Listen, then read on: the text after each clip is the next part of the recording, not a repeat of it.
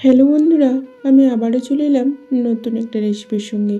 আজ আমি আপনাদের সঙ্গে শেয়ার করব বাঁধাকপির একটা অনবদ্য রেসিপি। এর আগে আমরা বাঁধাকপি দিয়ে মাছ, মাংস, ডিম অনেক কিছুই খেয়েছি, বাট আজকের রেসিপিটা একদমই ইউনিক। তো চলুন দেখতে থাকুন। বাঁধাকপিটা কেটে নিলাম, দেখলেন। এখন আমি আদা আর রসুন পেস্ট করে নিলাম। আদা রসুনের পেস্টটা তুলে নিলাম। এরপর আগে থেকে ভিজিয়ে রাখা মসুর ডালগুলো পেস্ট করে নেব। এখন আমি দিয়ে দিলাম কয়েকটা কাঁচা লঙ্কা। কাঁচা লঙ্কা প্রথমেই দেওয়া যেত, বাট কাঁচা লঙ্কাগুলো কুচিয়ে দেওয়ার প্ল্যান ছিল, বাট মনে হলো কুচিয়ে দেওয়ার থেকে এইভাবে পেস্ট করে দিলেই বাইন্ডিংটা অনেক ভালো হবে। কারণটা পরে বলছি। এখন আমি একটা বড় সাইজের পেঁয়াজকে 4 টুকরো করে, এটাকেও পেস্ট না, জাস্ট থেতো করে নিলাম, যাতে ব্যাটারটা অনেক স্মুথ হয়, বাইন্ডিংটা অনেক ভালো হয়। দেখুন, এরপর আমি ব্যাটারটা তুলে নিলাম। এখন আমি আগে থেকে ভিজিয়ে রাখা কিছু সয়াবিনকে বেটে নয়, থেতো করে নেব। এইরকমভাবে ঠুকে ঠুকে থেতো করে নেব, একদম পেস্ট হবে না, এইরকম ছিবড়া ছিবড়া টাইপের হবে। এখন আমি এই বাটির মধ্যেই তুলে নিলাম। এরপর ওই মিশ্রণের মধ্যে দিয়ে দেব পরিমিত লবণ আর আদা রসুনের পেস্ট, তারপর খুব সুন্দর করে মেখে নেব।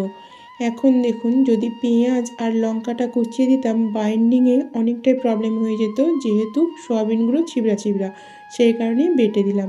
তারপর হাতে করে মুঠো করে করে শেপ দিয়ে দিলাম। এরপর উনান জ্বেলে কড়াইটা বসিয়ে দিলাম। কড়াইটা খুব ভালোভাবে গরম হলে দিয়ে দিলাম সাদা তেল। তেলটা মিডিয়াম গরম হলে এখন আমি এই সয়াবিনের মুইঠাগুলো দিয়ে দিলাম। তেলটা খুব বেশি গরম হয়ে গেলে কিন্তু জ্বলে যাবে, তাই মিডিয়াম গরমেই আর মিডিয়াম আঁচে এগুলোকে নাড়াচাড়া করে খুব সুন্দর করে লাল লাল করে ভেজে নিতে হবে। আর প্রথম দিকে একটু ধীরে ধীরে সাবধানে উল্টাতে হবে। দেখুন কতটা লাল লাল করে ভাজা হয়েছে। এমনও বেশি তেল দিইনি, কিন্তু অল্প তেলেই এরকম উল্টে পাল্টে সুন্দর করে ভাজা হয়ে গেল। এখন আমি তুলে নিলাম। এরপর কড়াইতে অল্প তেলই এক্সেস আছে, তারপরেও আমি আবারও অল্প তেল দিয়ে দিলাম। এরপরে দিয়ে দিলাম গোটা জিরা, দিয়ে দিলাম তেজপাতা, এখন দিলাম দুটো বড় সাইজের পেঁয়াজ কুচি। এরপর এখন আমি আলুগুলো দিয়ে দেবো পেঁয়াজের সঙ্গে, যাতে আলুগুলো খুব সুন্দর করে ভাজা ভাজা হয়ে যায়। এখন আমি দিয়ে দেব আদা রসুনের পেস্ট। আদা রসুনের পেস্টটা তেলের ওপর ভাজলে কুকিংটা ভালো হয়, গন্ধ ছাড়ে না। প্রথমেই তেলের ওপর দিলে তেল ছেটাবে, সেই কারণে আলুর পরে দিলাম। কিছুক্ষণ কষানোর পরে এখন দিয়ে দেবো গুঁড়ো মশলা, লবণ, হলুদ, লঙ্কা আর জিরার পাউডার। এরপরে দিয়ে দিলাম টমেটো। গুঁড়ো মশলা দেওয়ার পরেই জল দিতে হতো, তা না হলে কিন্তু কড়াইতে জ্বলে যেত। যেহেতু টমেটো দেওয়া হয়েছে, তাই অল্প একটু নাড়াচাড়া করা গেল।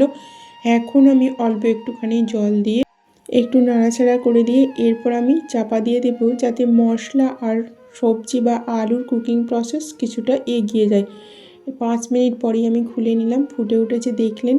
এরপর আমি কষিয়ে নেব। দেখুন কষানোটা কমপ্লিট হয়েই এসেছে, অনেকটা শুকনো শুকনো মাখো মাখো হয়ে গেছে, তেলও ছেড়ে দিয়েছে। ঠিক সেই সময়তেই আমি বাঁধাকপিগুলো দিয়ে দিলাম। বাঁধাকপি থেকে যদিও বা জল বেরোয়, যেহেতু এখানে শুকনো শুকনোই ছিল, তাই প্রথমে চাপা দিইনি, একটু নাড়াচাড়া করে জল বেরোনোর পর তারপর আমি চাপা দিলাম।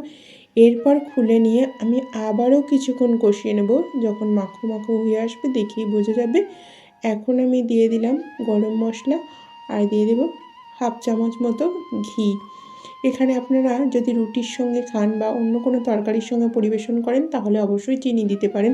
আর যদি একটা তরকারি হয়ে থাকে, তাহলে চিনি দেওয়ার প্রয়োজন নেই, কারণ মিষ্টি তরকারি দিয়ে একটা তরকারি দিয়ে ভাত খাওয়া সম্ভব নয়।